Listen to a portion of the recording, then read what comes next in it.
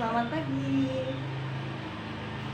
Assalamualaikum warahmatullahi wabarakatuh. Baik anak-anak sekalian, sekarang kalian sudah di kelas 6 SD, tapi bukan berarti materi kelas 5 SD kemarin itu tidak digunakan ya, karena kita akan mengulas kembali tetapi lebih mendalam, yaitu tentang bilangan bulat. Kalau kelas 5 SD kemarin kalian tentang definisi bilangan bulat, bilangan-bilangan, ada bilangan bulat, bilangan prima, genap, ganjil dan sebagainya. Kalau bilangan bulat sekarang lebih kita perdalam dengan operasinya. Masih ingat kan, bilangan bulat itu meliputi unsur negatif, 0 dan juga positif. Jadi kalau min 5 itu masuk kategori bilangan bulat, 0 masuk bilangan bulat, 3 bilangan bulat, dia positif. Pecahan bagaimana? Dia juga masuk bilangan bulat. Min setengah juga sama, ada negatifnya, ada minnya, berarti dia juga bilangan bulat. 0 maupun seperempat, seperempatnya positif, itu juga masuk kategori bilangan bulat. Jadi bilangan bulat itu pada intinya ada negatif, 0 dan juga positif. Sekarang kita akan lebih perdalam lagi tentang operasi hitungnya. Semisal kita punya 3 ditambah 7. Nah, ini materi SD kelas 1, kelas 2, bahkan TK. Anak-anak udah mulai diajarkan seperti ini.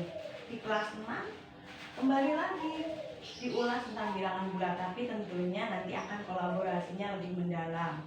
3 ditambah 7, 10.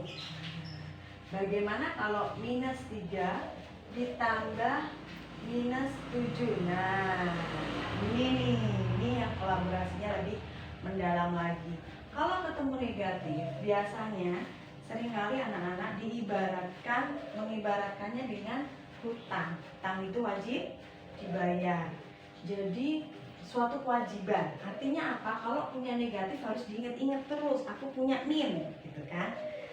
Punya utang 3 ditambah, nambahnya bukan nambah duit ya, tapi ini nambah utang lagi. Utang tuh kurang, makanya dikasih tanda negatif. Utang 3 ditambah utang lagi 7. Berarti sekarang utangnya berapa? Utangnya jadi 10. Jadi utang 10. Tanda negatif harus lebih dulu ditulis ya. Negatif utang 10. Nah, utangnya 10 tuh. Nah, bagaimana kalau punya utang 3, nah ditambah 7. 7-nya ada negatifnya enggak? Kalau di atasnya kan 7-nya ada negatifnya, artinya dia punya utang yang bertambah. Tapi 7 di sini tidak ada negatifnya, artinya dia punya duit, punya rezeki. Nah, jadi kalau punya rezeki, karakter yang baik, kepribadian yang bagus, yang bertanggung jawab, selalu mendahulukan hutangnya dulu dibayar. Jadi bukan buat yang lain-lainnya dulu, kewajibannya dulu diutamakan. Jadi minus 3 ditambah 7 itu adalah, kita punya duit 7, utangnya 3, jadinya 4. Jawabannya adalah 4. 4-nya negatif atau positif? Positif, karena dia rezekinya banyak. Jadi dia alhamdulillah bisa menutup utangnya atau melunasi utangnya yang 3 ini gitu. Nah, selanjutnya ada lagi kolaborasi yang lebih mendalam lagi. Minus 4 dikurangi minus 6. Nah, berapa ya ini? Hati-hati anak-anak, ilmu yang lebih mendalam lagi adalah ketika min bertemu dengan min. Kalau min bertemu dengan min, itu akan hasilnya positif. Ingat-ingat sekali lagi, ketika negatif bertemu dengan negatif, itu berubah menjadi positif ya. Kalau mengibaratkannya seperti ini deh. Kalian punya temen nakal nih, suka mukul. Negatif nggak tuh perilakunya? Perilaku yang buruk atau negatif. Nah, satu ketika orang tuanya ngasih tahu, kamu kalau dipukul sakit nggak? Terus dipukul, sakit dong, kan gitu. Nah, kalau sakit jangan mukul, kan gitu. Sama, jadi negatif ketemu negatif akan hasilnya positif. positif. Jadi dicerminkan. Ini perilakumu kalau jelek. Nah, kamu kalau diberikan perilaku yang jelek itu gimana? Gak suka kan? Makanya berperilakulah yang baik, yang positif. Maka itu ingat-ingat, min ketemu min justru hasilnya adalah positif. Jadi negatif 4 akan berubah menjadi positif 6. Nah, yang tadi min ketemu min berubah menjadi positif 6. Berapa ya baru kita ingat kembali antara hutang dan rezeki.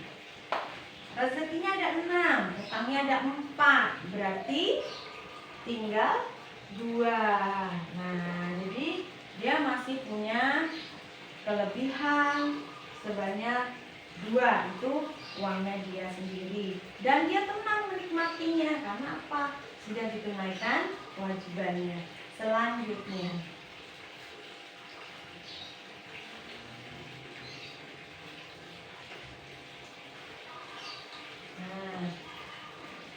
ada utang 4, tapi rezekinya cuma 3. Nah, gimana tuh? Dibayar? Dibayar. Utangnya tetap dibayar, meskipun masih ada kekurangan. Tetapi akan semakin memperkecil jumlah utangnya. Ingat, utang itu adalah kewajiban. Jadi punya utang 4, dia punya rezeki 3. Nah, punya rezeki 3. Ingat, ini utang loh, utangnya dia yang 4. Ini yang gede itu utangnya, maka dikasih tanda negatif, artinya dia masih punya utang, tapi jumlahnya udah nggak 4 lagi, sudah dibayar 3, jadi tinggal 1. Jadi utangnya adalah 1. Di materi kelas 6 ini anak-anak akan ditekankan bukan hasil akhirnya 10, 4, 2, 1, bukan, tapi satu kesatuan. 10-nya apa nih? Kalian harus diminta yakin. 10-nya positif, ya. 10-nya negatif atau min 10, ya, benar. 4-nya positif, baik, betul. 2-nya positif, betul. 1-nya negatif atau jawabannya min 1. Negatif 1 sering disingkat menjadi min 1. Jadi artinya anak-anakku sekalian, jadi artinya di sini adalah kalian ditekankan untuk menjawab dengan lengkap. 10, nah kalau kalian menjawab 10, tante langsung jawab tante adalah positif 10 loh ya. Tapi kalau kalian menjawab min 10, berarti tante langsung mengartikannya betul-betul negatif 10.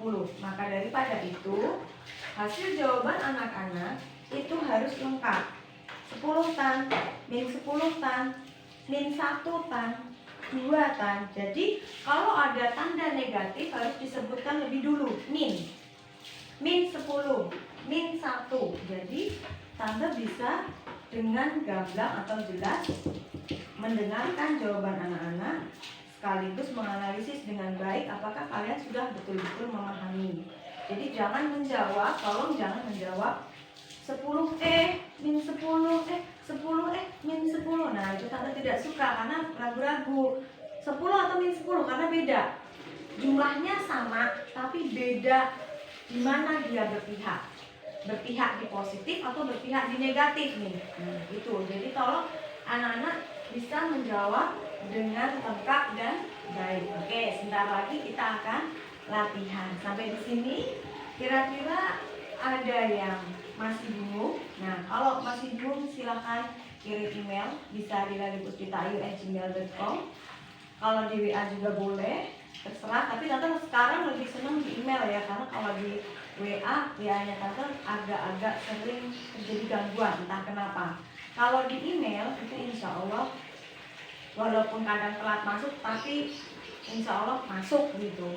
Nah, jadi nanti tante minta tolong bisa ditanyakan lewat email boleh, lewat WhatsApp boleh, gitu ya. Tapi saran terbaiknya tante pengen tahu email kalian, atau kalian nanti bisa hubungi tante di media sosial juga bisa. Ada medsos, FB-nya nanti masuk di bimbel Karnia Ilmu Semarang. Oke, terima kasih. Selamat pagi. Wassalamualaikum warahmatullahi wabarakatuh. Tante tunggu pertanyaannya ya kalau masih bingung.